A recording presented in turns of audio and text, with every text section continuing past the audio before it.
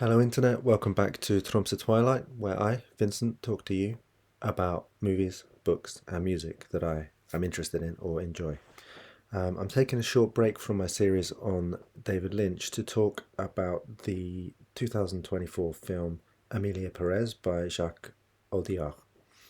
I wasn't planning to say any more about this film than what I originally said during my summary of the Tromsø Film Festival a couple of weeks back, because I didn't love the film and I didn't hate the film, and I really thought that my summary was adequate. But in the past few days, no longer, the past week or two, I've seen this kind of growing bandwagon of hate for the film on the internet. Before I saw it, I saw that there was a lot of controversy around the movie. People from the trans community thought that it was bad representation. People from Mexico thought that it was poor representation. But since the Oscars have been drawing closer, I feel like I've seen articles every single day saying something negative about this film. And it kind of came to a head for me when I saw a YouTube creator who I really admire and who was one of the inspirations for me starting a channel, which is deepfocuslens. Maggie, on her channel, I saw her review where she absolutely slaughtered this film. And I thought to myself that the growing hatred for the film is interesting, and also that it made me think of a few phenomena that I don't think are discussed enough. Just to quickly summarize, the film is a kind of weird mashup musical about a trans woman who starts her life as a male cartel boss and transitions during the early part of the film. And in the second part of the film, or in the later stages of the film, is living her life as this woman, Emilia Perez, who starts a non-profit organization to find the people who have been killed and disappeared by drug cartels, including her own when she was younger and operating as a career criminal. Okay, so the first thing is that one of the major discourses that I see about this movie is that it's woke, pandering, propaganda, and that it's patronizing, that it doesn't do the things that it claims to do, and that it's Oscar bait, that it's essentially a terrible movie which is trying to get by on its ideological kind of wokeness. And this is a major criticism that I think Deep Focus Lens was applying, and it's a major criticism that I keep reading. And it's also become a kind of talking point because recently Carla Sofia Gascon, the lead actress in the film, has been implicated in a scandal where people have dug up some old tweets of hers where she was tweeting racist and Islamophobic things, and the whole kind of story within the backlash is, here is your woke trans hero, but really she's just a racist, and that the movie is posing as some kind of woke trans narrative, but within the movie it's offensive towards Mexicans, it's offensive towards trans people, and she's a white savior. I just want to briefly point out that this entire narrative is entirely ridiculous. From my perspective, Amelia Perez is not in any way attempting to be a woke or worthy film. It's a total melodrama. If they were trying to make some sophisticated political point about Mexico, they would have done some research, they would have cast Mexican actors, and they would have filmed the fucking film in Mexico. But they did none of those things because the aim of the film was never to be an enlightening and well researched and nuanced depiction of the cartels. Neither was it ever intended to be some kind of worthy and woke movie about trans people, as far as I can establish. The person's transition takes place about this quickly in the film. And her, Amelia Perez's activities after she transitions are equally narcissistic and appalling as her activities as the leader of a drug cartel. She manipulates and later threatens her ex-wife.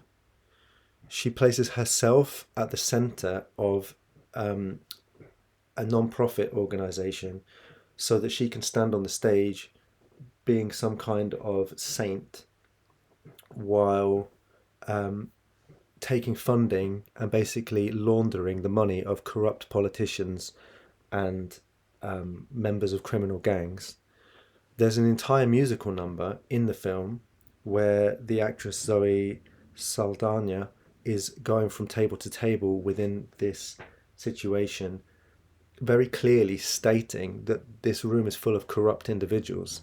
So the entire film is about an extremely conflicted and hypocritical and flawed individual.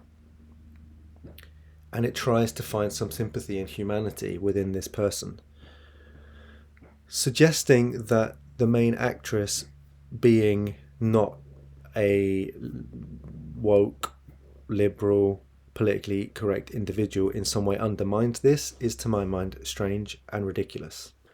The point here is that there's nothing in or about the film which appears to be a kind of pandering, symbolic movie about trans experience or trans people. I think that what's happening here is that the Oscar campaign or the symbolism of the Oscars is being conflated with the film, and people's general negative reaction is towards how this film is being framed within the Oscars discourse. If you remember years back after 9/11, when America wanted to try to get some solidarity between different groupings within its national demographics, they gave the Best Actor award to Denzel Washington for Training Day. Now, Denzel Washington deserved an award for his performance in that film, and Denzel Washington generally should have Best Actor awards for many performances. The man is brilliant, but I think he won that. Halle Berry, I think, won Best Actress. It was very, very clearly a symbolic moment where they chose to give awards to black actors when they'd never normally have done that. And I think people were hoping or expecting that this year they would give the award to a trans actress in order to make some kind of symbolic statement against growing fascism in America, Trump's America, anti-LGBT sentiment. But this has nothing to do with the film. I keep hearing this movie being compared to Crash, which also won a lot of awards because it was making very broad and mainstream friendly points about all lives matter, kind of let's all get together across racial lines. A racist learns a lesson. This movie doesn't really have any aspects like that. This movie is less like Crash and it's more like Scarface, where you have a person who is not Cuban playing a ridiculous stereotype of a Cuban drug lord. You have a non-Mexican person playing a ridiculous stereotype of a Mexican drug lord in this film. And both films are full of pastiche and extremely visual and massively entertaining, but ultimately quite empty. Here's what I will say in closing. If you're trans and you found this film offensive, I have nothing to say about that. That's really up to you. If you're Mexican and you didn't like the representation in the film, I really have nothing to say to you. That's fine. If you didn't like the choreography, we can agree to disagree. I personally thought that the type of music that they used in this film was quite interesting and unusual for musicals, and I thought that some of the choreography was amazing, especially the part that I mentioned earlier and the part where they were loading up guns. I thought was just like I've never seen anything like it in a musical. So we can agree to disagree on all of those points. And I'm not best positioned to tell you what you should and should not find offensive. What I do find concerning is how easily this kind of backlash gains traction online and how a kind of straw man about this film's attempts at wokeism and pandering and being patronizing, which in my opinion are entirely fictive, can be used to paint the film in an extremely negative light and essentially try to bury it right before the award ceremony, and how these stories are ubiquitous. I don't want to sound paranoid or a conspiracy theorist, but it really reminds me of what happened to Amber Heard. And it really reminds me also of what recently happened to Blake Lively, and I do think it's coordinated. I think probably it's an alternative PR firm who were concerned that this film was going to beat their film. So I imagine that studios probably all do kind of dirty tricks like this. But I think that if your main actress is a trans person, it is much, much easier to gain traction for this kind of internet wide backlash. Every time I open my YouTube feed now, I see new videos about how Emilia Perez is the worst film ever made. And it makes me think about what happened to ContraPoints. It makes me think about how even Kim Petras got cancelled. It makes me think about how extremely dangerous it is if you maneuver within any kind of marginalized group online, because once it flips, everybody's on board.